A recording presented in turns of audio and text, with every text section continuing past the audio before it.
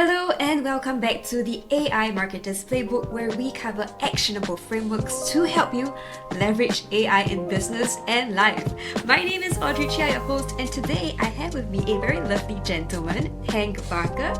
Hank is the co-founder of Proprietary AI, right? A company focused on empowering businesses in their AI journey.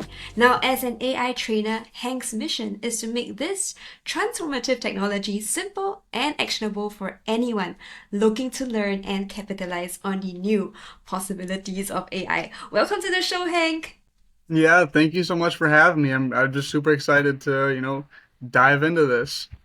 I would really love to know because I know that AI is still pretty new, to most people. How did you decide to, I think graduate, right, and decide to go all in into this AI training kind of entrepreneurship journey? Tell us more. hmm Yeah, so it's funny. My journey started off, back a little over a year ago now with just ChatGPT. I jumped on and I said, okay, what is this? Let me have some fun with it.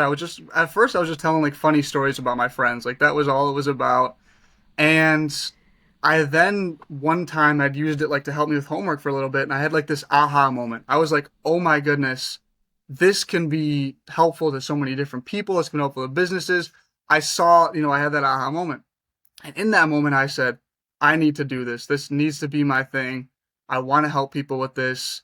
I'm confident in using these tools. I want to make other people confident."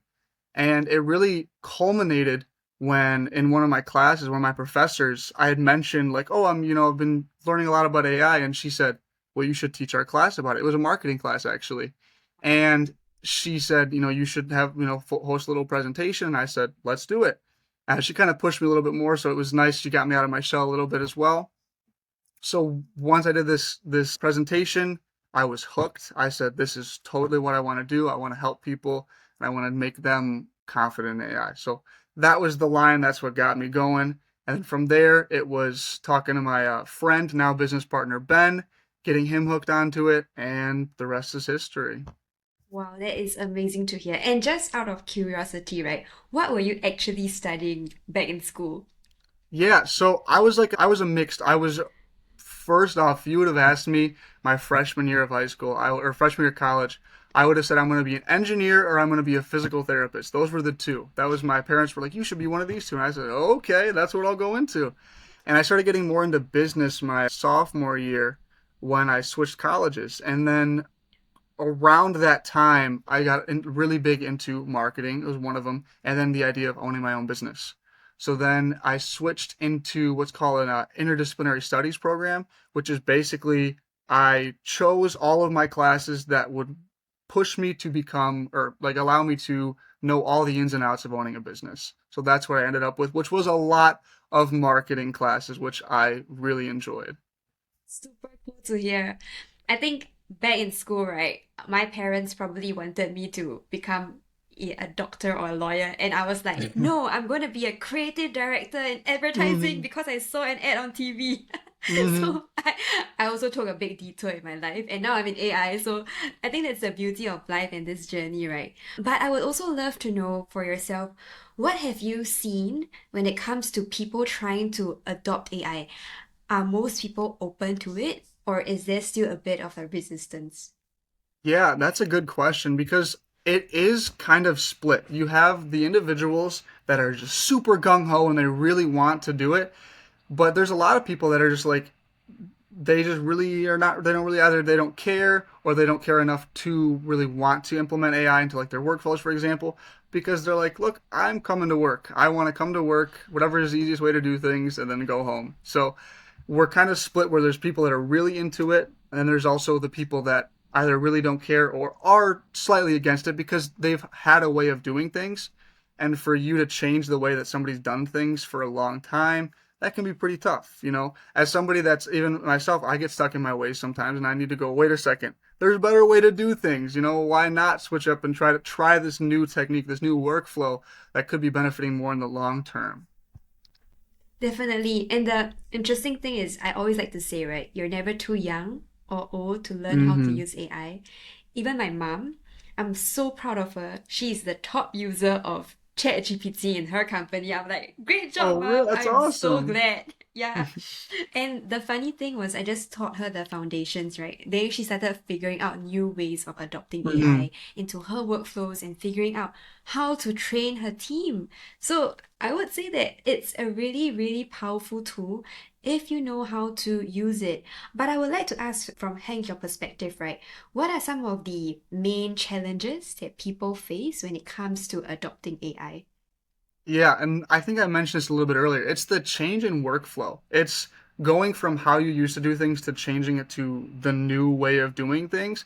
When you've been like, let's take somebody that's been working at a company for 30 years. They've been doing this thing that way for 30 years. So for them to have to change up and be like, all right, now we're tackling this new thing, you're going to have to learn a new skill that you have never had to mess with before. That's one of the biggest challenges that we've noticed, especially in our trainings.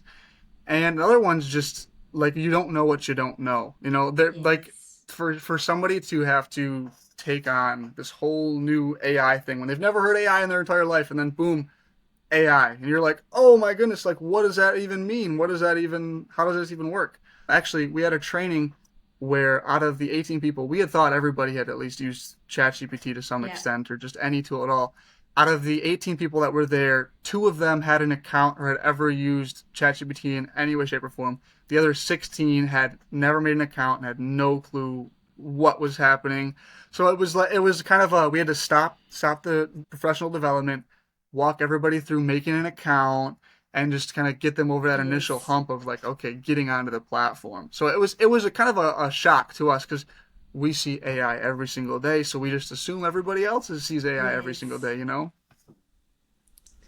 Yeah, and the funny thing is, I think because both of us are active creators on LinkedIn, right? And if you're in a LinkedIn bubble or a Twitter bubble, right, you probably think that the whole world is already on board this AI train. When in fact, there are still a lot of people who are new to it, trying to figure it out, or just Hmm. ignoring it completely. And I have Yeah. seen, quite a number of different folks reacting to AI in different ways. And Hmm. how do you advise someone to get started? Because now you know their challenges, right? So what are the kind of common ways in which people can try to adopt AI in their daily lives? Yeah, so one of the biggest things I recommend, and this is for a lot of different skills, so it's pretty applicable, is just starting very small. You want the ease of integration to just like get a little bit better over time. So let's say you wanted to like pick one simple use case, something that's not going to change how you're doing things too much, but also you're starting to move in that general direction. You could, let's say we're gonna do like for copy, you wanted to start using AI for copy. You would start by maybe just one day you're just jumping onto the tool and you're just starting to just do it a little bit more, and build that confidence up over time. Because if you just try to jump right into learning, like trying to jump right into using it for copy, for example, you're going to get burnt out or you're going to get frustrated, and then you're going to be like, I don't want to use AI ever because it didn't do exactly what I wanted right away, you know? Definitely, like what you said about copywriting, right? I too have found that usually the best people to prompt for copy are people who understand their own internal workflows. So Mm-hmm. it actually helps when you actually have a bit of a foundation to, the skill set you're trying to teach AI, Yes. right? And then you integrate AI and then you do it step by step, like what you said. And that's when you see like, a much greater ROI compared to Mm-hmm. if you were to just rely on AI. And I want to also talk about, the over reliance or dependence on AI. Do you feel like it's a thing for people to just, ask AI to do everything for them? Yes, it's something that I think we're going to see a lot more of as AI continues to get integrated more into workflows. Because right now, people are a little skeptical, but you have the people that are using AI a lot. It can become an over reliance. Like you see people on LinkedIn that say they're AI experts or they're experts in copywriting when they're just having ChatGPT do most of the work or they're having a different tool. So we are seeing that over reliance, and I think we're going to see it grow much more as the popularity grows with AI. So, and it's one of those things that you just have to kind of be watchful. You have to have like a watchful eye. So, understanding the basics, and well, I'll take this one step back actually. In terms of yourself, if you were trying to avoid an over reliance, it's knowing, like you said, the foundations of whatever skill you're trying to have AI help you with. So, for copy, for example, I spent many, many, many months messing with copy with LinkedIn before I'd ever say, I'm going to have AI help me with this because I wanted to make sure that I knew what good copy looked like before I had AI try to do it. Because you're going to look at what AI says and like, that's pretty good, because you're not really too sure of what is good. So if you don't have something to compare it to, you're going to set yourself up for potentially failure. I love what you said about being able to identify what a good output is, whether it's for Mm, copywriting or anything else, right? So I think what I've also noticed is if people don't know what a good headline is and they ask ChatGPT to come up with 10 different headlines, they won't be able to identify which one of the 10 could potentially be more effective than the rest, right? And that exactly. comes with your experience, you putting in the work, putting in the reps, and then knowing that, hey, I think this is going to resonate with my audience. So that Hmm. balance of human and AI is definitely important. Yeah. So what do you tell your clients about that balance, right? How do you help them to balance this, both things at the same time? Yeah, it's one of the conversations that's like the first thing you when you're approaching a client, you're talking, saying, "Hey, this is meant to enhance you, not replace you." And it's something that like when we're doing any professional development, we touch on that multiple different times because there's a lot of people out there that are scared of that replacement factor. Oh, it's going to take my job. It's going to take my job. So we offer that reassurance continuously.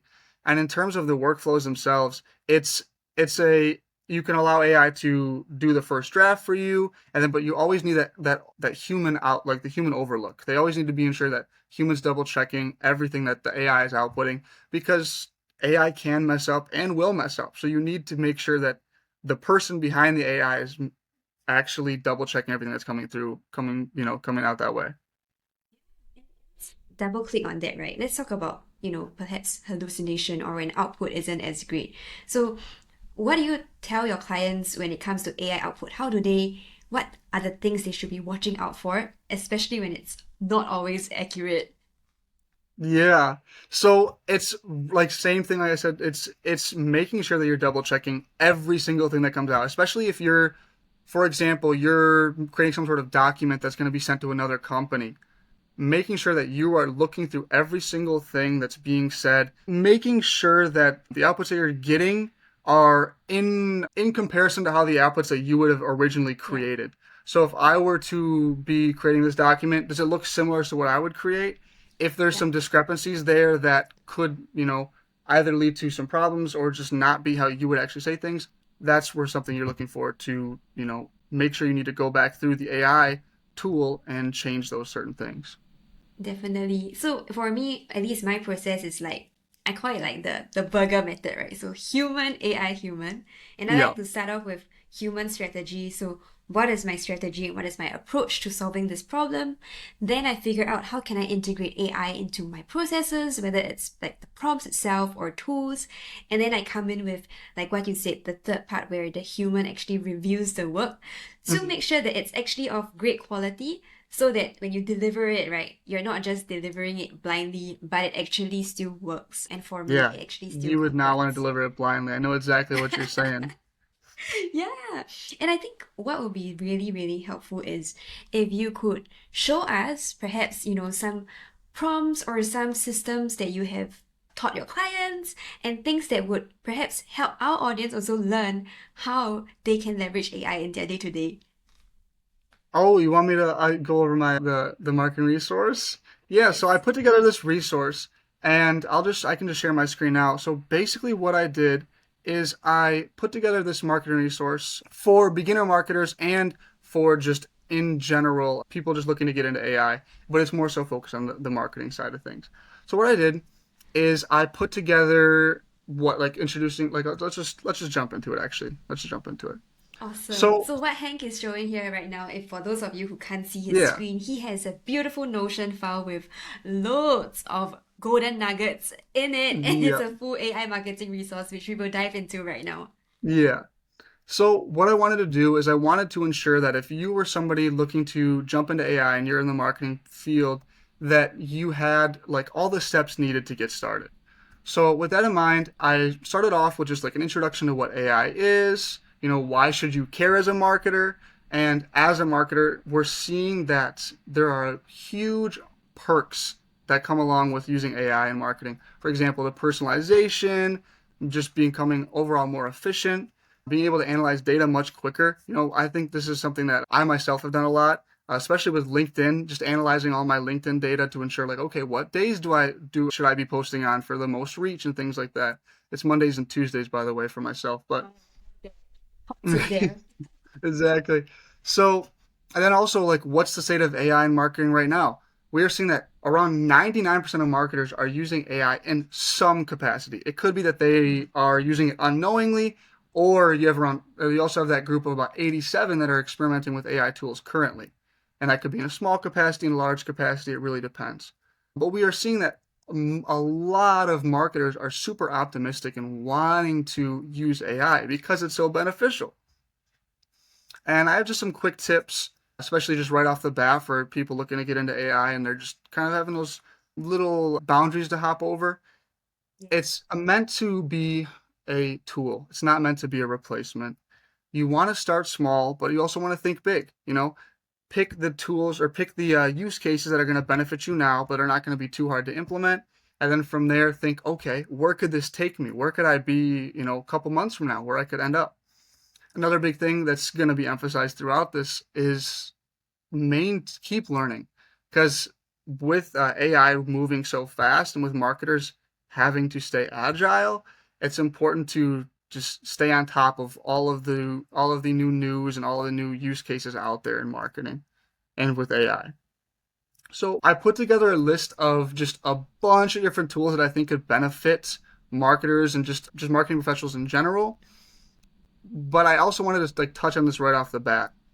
When you're starting with AI, you want to start with one tool and become confident before adopting any more tools. And I say that because you want to save yourself from that stress and any type of burnout that you could have from starting. Because let's say ChatGPT, for example, you could pick ChatGPT and use ChatGPT for months before you're actually truly confident in all of the bits and bobs that come with ChatGPT. So if I were to start with ChatGPT and then try to pick up another tool that's equally as tough or equally as much material with it, that can lead to some stress down the line. So here's how I would do things. I would start by identifying a simple task that AI could help with, like let's say creating a post, doing some copy, for example. You would then find one tool that could help with that. So ChatGPT is just always a great option. Claude's another great option. And then from there, you're going to start using using the tool for that task till you're comfortable. Now, comfortable for some people could be a couple days of trying it out, could be a couple hours, or it could be a month or two. For like my family, for example, my mom uses ChatGPT and she's just now starting to get comfortable after using it for a couple months. So it can take time, and it's important to note that it's for you. This is for you. This is not You're not on a time crunch. It's however long it takes for you to get comfortable. That's what you should focus on. And then from I think there, like what you said, right? It's like everybody has a different kind of window that they need to yes. learn and experience things. And I don't think that you should feel stressed or pressurized to be able to pick it up in 1 or 2 days. Because Hmm. honestly, AI is a new skill set. And like any skill Yes. set, it takes people time to learn, right? Yeah. And there's a lot to learn about, using AI in general. I actually had posted about this today, like knowing like how to analyze outputs, making sure the outputs are accurate, knowing just in general like how to prompt. Like that can in itself is its own skill that you would have to pick up and learn, which can take time. And there should be no pressure there. It should be at your own pace, you feeling comfortable getting better and better. But The- so I'll just kind of touch on some of the main AI tools out there that obviously are super beneficial. Notion being one of them, the one we're on right now, super beneficial. ChatGPT as well. I am an avid ChatGPTer and I'm just starting to pick up Claude as well. Those have been my two main tools. I use ChatGPT for brainstorming like every single day. I've never had a brainstorming session where I've not had ChatGPT or Claude be a part of my workflow. I Best actually friend, started right? They're your best friends now. exactly. They're my best friends. I usually have ChatGPT and Claude up both at the exact same time, and I'll put the same prompt into both of them and just be like, all right, Oh, if one does well, the other one's gonna if the other one if one does well and the other one doesn't, that's totally fine. I have a backup. yeah. Yeah. So from here, let's just move into what I did next is I combined the tools that I did. So I had gotten 28 different tools that I think are beneficial for marketers, and I combined them with different use cases. So for example, if you were wanting to create blog posts or articles, I added in the applicable tools that would benefit this use case. So for that example, you have a Jasper AI, you have a Notion, you have ChatGPT, Claude, and even Gemini. So there's multiple tools out there for different use cases, and that's something I wanted to emphasize because we don't all need to be using ChatGPT. We don't all need to be using like a Notion. There's different options out there. And I always like to include I some. think the interesting thing that I also found that even for copy, right, Claude tends to do better for long form, for example. But if you want to Hmm. run ads, you might want to try Meta AI. So different LLMs are trained differently, which makes them really specific for a specific use case or purpose, which is why I think it's the joy of experimentation. Like what you say, you have two frames, right? Claude and ChatGPT, which Hmm. I do as well. And then you can sort of figure out who does better at what, and then you can like really Exactly. zone in there.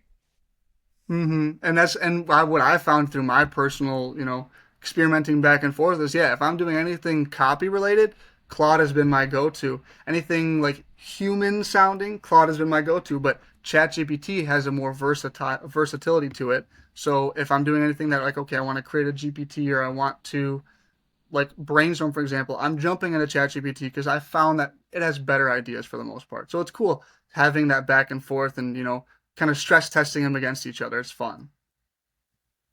So I think from here, what we can do is I have a bunch of different use cases, and I think this is something. If you were to post about this, this can be something we can give out because I'd love for others to gain value from this. I Yeah, think one, amazing.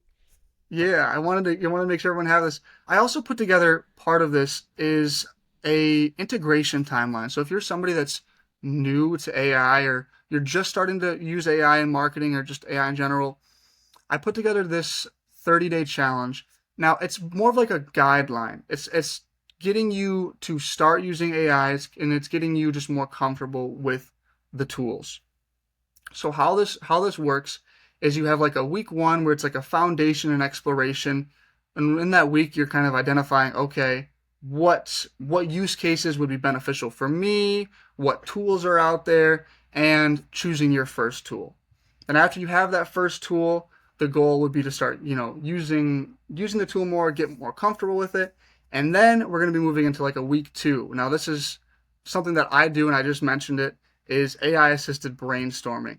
Now, this is something that nearly everybody can be using AI for. I've Yeah. never had a time where I've used the ChatGPT and had it where I never got a good idea from it. I'm either getting a good idea or my brain's racked enough now with the ideas that I just got that I'm coming up with a solution that I need. So a super simple use case that somebody can start adopting quickly and get comfortable using like a ChatGPT or a Claude, for example, is the brainstorming, and then from there, like some just short and simple tasks, like okay, creating a short piece of marketing copy, or problem solving. Like if you have a marketing challenge that you're facing, you could use AI to brainstorm potential solutions. I think one amazing thing that you said also was like being able to, use it for strategy and ideation, right? One GPT that I used was the Alex from my GPT. And the Oh fun part is yeah. I have it on my phone. So I'm just Mm-hmm. walking, right? Because when I think I need to walk. So I'm Yeah. having my early morning walks with Alex on my phone. And then I'm like, what do you think of this idea? And then he's like, this is how you can improve it. And then I'm like, good Mm-hmm. idea.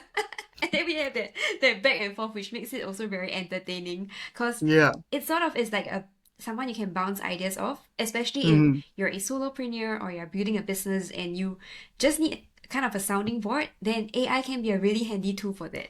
Yeah, and I think it's just funny enough. You were talking about like early morning walks. I go for an early morning walk every single day, and I do like that's my brainstorming session. Like I'm going for a mile walk, and I'm just I might look like I'm crazy, but I'm sitting there talking back and forth with myself. I'm like, okay, what if I do this? What am I gonna do that?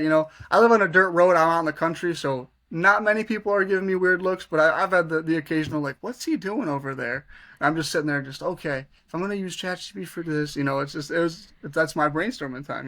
Oh, I love that. I can totally relate to you, Hank. That is Hmm. like me every other morning. And I think what people don't understand is there is a lot of power in being able to leverage a tool that isn't just your assistant, but a tool Hmm. that can potentially be your sparring partner. Because Yeah. what happens is if you just ask it for ideas, right? Sure, it can give you ideas, but you can maximize it when you're asking it questions or when you're asking it to critique your idea. And that's when you really see the full potential of how AI thinks compared to yourself. And then you take the pieces that work for you and then you construct it and turn it into your own idea as well. Yes, yes, like that human AI collaboration right there. Especially like you're talking to Alex from OG GPT. He's a pretty smart guy, so getting to hear what he has to say is always a good idea. You should try it one day. I think you'll like it. Yeah, I definitely would. I actually, funny enough, what I do is like if I'm gonna go get a workout and I go and I put on his book, I do like $100 million leads or $100 million offers, and on Audible, I just have it sitting there. So he's giving me all these certain ideas while I'm like doing push-ups or something, and I'm like, oh my goodness, I should remember that. Putting Yeah, in the reps both ways, like mentally and physically. I love that. exactly. Yeah, and back to this notion, Paul, right? Is there anything else that could be interesting for our listeners? Yeah, I think we could touch on. Funny, we could touch on your story as a marketer and how you've grown and how you like decided on the tools that you use now. We could kind of touch on that and talk about okay, what the best practices were that you found, and then we can kind of like go back and forth of what we've learned together or like Yeah, learned on our journeys together. yeah, definitely. So I think for myself, I was just put in a place where I didn't really have much of a choice because I just launched my consultancy, Close with Copy, and it launched the same time that ChatGPT was released. So I was like, Oh my great goodness. timing. I have Yeah. to I have to figure this out, right? Because while most people had stable 9 to 5 jobs, I was finally ready to leave my 9 to 5. And then came Exactly. this super powerful tool. And at that point in time, you could already see its potential. So I remember Hmm. asking it to write a Nike ad for me, and I was like, wow, for a V1, that is super good. And I was extremely impressed, but at the same time, kind of a little bit scared, to be Yeah. honest. So, of course, as Hmm. a marketer or copywriter, right, that the first emotion that I felt was fear. But I also knew that I had kind of two options, either to fight the current or to ride the tide, right? And so I started learning how to adopt it. Of course, at that point in time, there were not many resources. So a lot of the experimentation process was just trial and error, just I'm just gonna put in this prompt and see what happens. I'm just gonna break down my workflow into, 5 steps and see what happens. Or and I'm just gonna like test different things out to see what happens. But it was through that back and forth and that experimentation that I think I sort of learned the skill set a lot faster than if I were to just copy somebody else's prompt. Because Yeah. I see prompting as copywriting. It is a Hmm. skill set. If you learn how to master the frameworks for prompting and then you think about how you integrate it into your workflows, then you will find much better results. Like, I would love to know also for Hank, for yourself, right? When you first started prompting, how was it like for you? How do you pick up the skill set? Yeah, so I was like, it came pretty natural to me because in my mind Oh.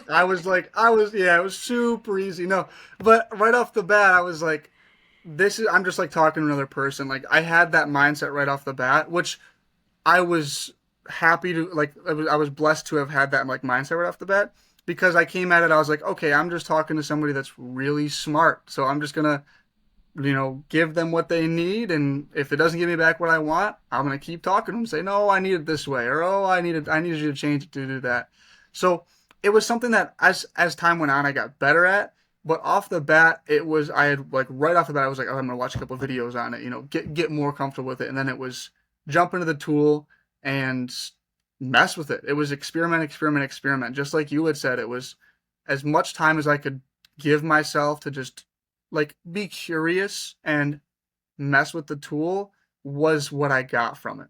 And I think that's a big point that I always like to emphasize is being curious. Because if you come at this, like let's say an AI tool with curiosity, you have a much better chance of learning and being more genuinely like interested in it. If you come at it from a I need to do this, oh, I have to do this thing, you're not going to want to learn. You're not going to open yourself up to that opportunity to learn. Definitely. And I think one thing that I would probably add, right, is after a while you sort of understand AI like it's like your best friend. So you understand its kinks, its Hmm. preferences, what it likes, what it doesn't like, what it responds to, what it doesn't. And it's really interesting because I don't even know how best to articulate it. But after a while, it came so naturally to me to prompt in different ways. So I don't follow like a fixed sequence of prompting. It's a conversation. And I Yes. think about solving problems in different ways. So on day one, I might be solving a problem in this certain framework. But the next day, I could be thinking, what if I approach this problem differently? And then I Yes. prompt AI in a different framework. And it still gives me great results, but I'm using it in a really creative way instead of following a fixed set of guidelines. Yeah, and what that does is like I think you said if you can then tackle problems in different ways, and you might get a solution that you would it didn't give you the first time, and you're like, oh my goodness, this one's way better than the other one. And that's a big part of like when I've done brainstorming in the past. Like I thought I knew of a good idea, and I prompted it, and it gave me something better, a little bit better. And then I come back at it a different day and a different approach, and boom, there's the thing I was looking for. That was like the holy grail of answers that it could have given me, and I'm always just so happy. I'm so excited. I'm like, yes, yes, Yeah, my ChatGPT. bestie. Yeah, Yes. exactly. I know that feeling when I was like, oh, this is really good. Yeah, and I Yep. would love to know, do you have any hot tips for us, like your secret tips when it comes to prompting with AI? Yeah, I mean, my biggest tip, especially, and this isn't a hot tip, this is something that goes back, it's a lot of people know, is to just be simple with it and act like it's another human. Like, act like it's a human that knows a lot of stuff, but doesn't know everything.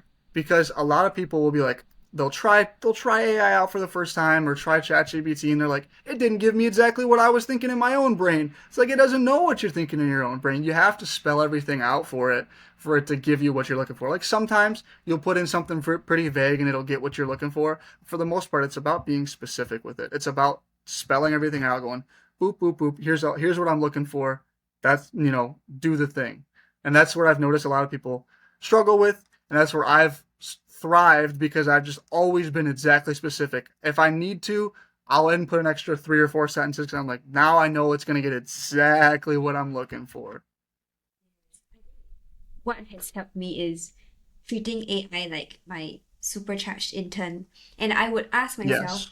how would I train my intern to solve this problem with me? Oh my And goodness, then I would yes. ask like, if I had to put this like these instructions into a document, like a SOP, right? What would that look like?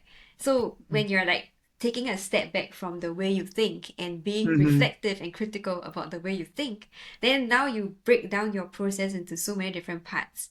Yes. And then you can start prompting, picking the right tools, and then figuring out where the human comes in and where the AI comes in. Yes. So that has really helped me to unlock a lot of the, And potential of yeah, AI. I'm the same exact way. I've always like if I'm ever training somebody or talking to somebody, I always say this is like an intern. Like if you were to give those instructions to that intern, could they do it? If they couldn't, likely AI is not going to be able to do it either. So you need to just it needs to be boom boom boom everything set out for the person for the AI bot just like it would be same thing if you were giving it to a human. It's this same sort of structure, I would say. So, and I would love to take a mini detour, right, and talk about Yeah. your journey as an entrepreneur. Because AI is such an amazing, huge world, but so is the journey of entrepreneurship. Would you like to tell us more about how it has been for you so far, and also what are your plans and next steps? Yeah, so it's been genuinely so fun and so interesting because I've gotten to do, cool things like this, like talking with you and talking with a lot of other different interesting people. that I never would have if I didn't go down this path. And that has been the most rewarding thing for me. I love talking to new people and getting new insights. So that has been one of the biggest things that I've enjoyed so far. Now, I will say entrepreneurship is not easy. There are a lot of days where I've been just like, oh, I know I could go get a traditional 9 to 5 and be making consistent money. And that would be cool. But then there's also like, well, no, if I keep working at this like I will, there's that big opportunity to reach what I want to be able to do, and that is travel the world and enjoy, everything there is out there. Yeah, in terms of what we're doing next, we actually have a course coming out really soon. I'm super excited about it. It's been approved by like the IT director at Mattel has went through it and said if I were to be giving my employees a course, like if I had to go back in time, that would be the course I'd be giving them. So that was a super nice compliment, super cool to hear. It's basically an AI employee confidence training course. So it's meant to give it to your employees, and now they're going to know all the basics and become just so much more confident in using AI tools in the workplace. So we're super excited about it. We're just about to get to the recording part of things, so that's the next big thing we're working on right now. Oh my gosh, I'm so excited for you, Hank. I know this is just the beginning of a long and huge journey ahead, which is really exciting. And I think one thing that will not change is people's need to learn and to upskill themselves, Yes. right? So AI can change, the marketing world can change, copywriting will also change, but the ability to train someone is something that is going to remain constant. So I think that's a good space that you're in. Yeah, I appreciate that. Awesome. And I think so for the to wrap up, right? I would love to know, where can our listeners find you and who should be reaching out to you for your services?